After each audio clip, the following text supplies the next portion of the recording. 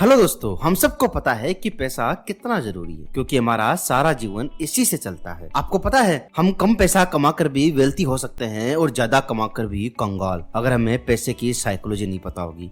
आखिर ये काम कैसे करती है? समरी के अंत में आपको ये महसूस होगा कि वास्तव में हमने इस बुक समरी से बहुत कुछ हासिल किया है। इस बुक समरी को हम दो भागों में जानेंगे। साइकोलॉजी ऑफ मनी के ऑथर है मॉर्गन हसल और उन्हीं के द्वारा बताए गए लेसन को हम इस समरी में जानेंगे। आइए साइकोलॉजी ऑफ मनी के सफर की शुरुआत करते हैं। इससे पहले कि आप वीडियो में खो जाओ, प्लीज वीडियो को लाइक कर दीजिए, चैनल को सब्सक्राइब कर लीजिए क्योंकि मैं लेके आता हूँ ऐसी ही बेहतरीन बुक्स की बुक समरी एवरी वीक। पहला अध्याय, पृथ्वी का सबसे बड़ा प्रदर्शन। ऑथर जो है पैसे कमाने के लिए एक होटल में जॉब करते थे। वहाँ पे एक 20-22 साल का लड़का अक्सर आया करता था। वो टेक्नोलॉजी एग्जीक्यूटिव था और वो बहुत होशियार था। उसने 20 साल की उम्र के अंदर ही वाईफाई के एक कंपोनेंट का आविष्कार कर उससे पेटेंट करवा लिया और उसने बहुत सारी कंपनियां बनाई और बहुत सारी कंपनियां उसने बेच दी। लेकिन उसका पैसे के प्रति व्यवहार था ना, बहुत बचकाना था। वो $100 की मोटी गड्डी हमेशा अपने पास लेके घूमता, चाहे कोई उसे देखे या ना देखे, वो सबको उसे दिखाता घूमता था। वो हर वक्त नशे में चूर रहता और बड़ी बड़ी डींगे हाँकता था। एक दिन उसने मेरे सहकर्मी को कहा कि ये $1000 की गड्डी लो और इसके सोने के सिक्के लेके आओ। और वो उन सोने के सिक्कों को लेकर प्रशांत महासागर के किनारे चला गया और अपने दोस्तों के साथ शर्त लगा रहा है कि कौन सिक्का सबसे ज्यादा दूर फेंकेगा। आपको क्या लगता है, ये उसका व्यवहार कब तक चला होगा या ये उसकी हरकतें कब तक चली होगी? ज्यादा नहीं, कुछ ही वर्षों में वो दिवालिया घोषित हो गया। अगला अध्याय है कोई भी मूर्ख नहीं है। लोग पैसे के साथ मूर्खतापूर्ण हरकतें जरूर करते हैं पर उनमें से कोई मूर्ख नहीं है। बात असल तो यह है कि दो इंसान जिनका जन्म अलग अलग घर में अलग अलग परिवेश में हुआ है, वो जिन्होंने अलग अलग मार्केट में विभिन्न प्रकार के प्रोत्साहन और भाग्य का अनुभव किया है, वो एक दूसरे के साथ हमेशा अलग अलग पाठ सीखते हैं। दुनिया कैसे चलती है इस बात पर हर किसी का अनुभव अलग अलग हो सकता है और जो आपने अनुभव किया है वो अधिक प्रभावशाली है उसके मुकाबले जो आप किसी और से सुनते हो। इसलिए हम सब, आप और मैं, हर व्यक्ति के लिए धन दौलत अलग अलग तरीके से काम करती है। ये हमारे जीवन मूल्यों के सहारे चलती है। कोई निर्णय मेरे लिए मूर्खतापूर्ण हो सकता है, वही निर्णय आपके लिए सबसे जरूरी हो सकता है। एक गरीब घर में पैदा होने वाला बच्चा जिस तरीके से पैसे के बारे में सोचता है, उस तरीके से एक बैंकर के घर में पैदा होने वाला बच्चा कभी नहीं सोच सकता।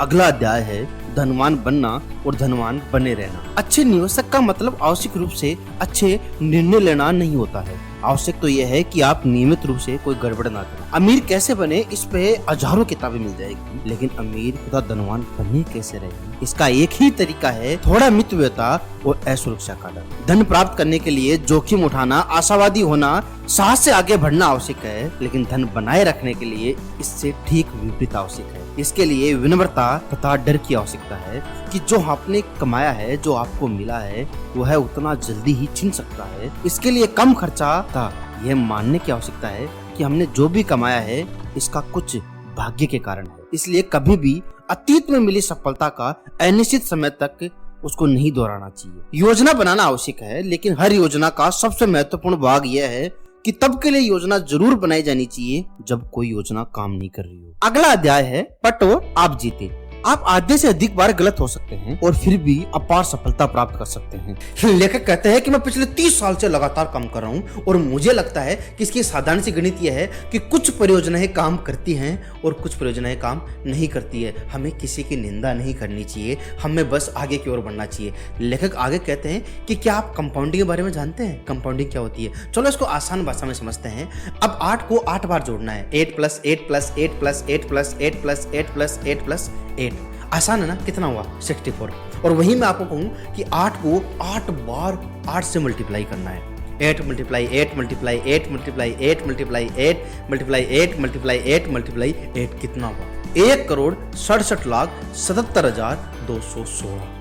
ये होती है असली कंपाउंडिंग। आइए इसको एग्जाम्पल के माध्यम से समझते हैं। सोचिए आप $1 बचाते हैं और ये बचत 1900 से 2019 तक करेंगे तो आप कितनी बचत करेंगे? वो $1 आप यूएस स्टॉक मार्केट में निवेश करते हैं, फिर चाहे धूप हो या छांव हो, इससे फर्क नहीं पड़ता। और इस बात से भी फर्क नहीं पड़ता कि अर्थशास्त्री किसी निकट मंडराती मंदी या नए बियर मार्केट के लिए जोर जोर से शोर मचा रहा है। आप बस निवेश करते जा रहे हैं। इस तरह के निवेशक को हम राहुल का नाम देते हैं। लेकिन शायद मंदी के दौरान निवेश करना थोड़ा मुश्किल लगे आप कि जब मंदी ना हो तो $1 आप स्टॉक मार्केट में निवेश करते हैं और महामंदी के दौरान वो सब बेच देंगे और अपने मासिक डॉलर को नगद के रूप में बचत करेंगे, और जब फिर मंदी चली जाएगी तो फिर आप निवेश करेंगे। इस तरह के निवेशक को हम संदीप का नाम देते हैं। और तीसरा है, मंदी का डर निकलने में आपको कुछ महीने लगते हैं और विश्वास जुटाने में भी कुछ महीने लगते हैं। जब मंदी ना हो तो आप $1 निवेश करते हैं और मंदी शुरू होने के 6 महीने पहले ही आप सारे शेयर बेच देते हैं और मंदी के खत्म होने के 6 महीने बाद आप वापस निवेश करते हैं। इस तरह के निवेशक को हम रोहित का नाम देंगे। 1900 से 2019 आ गया है। समय के इस अंतराल में तीनों के पास कितना पैसा होगा?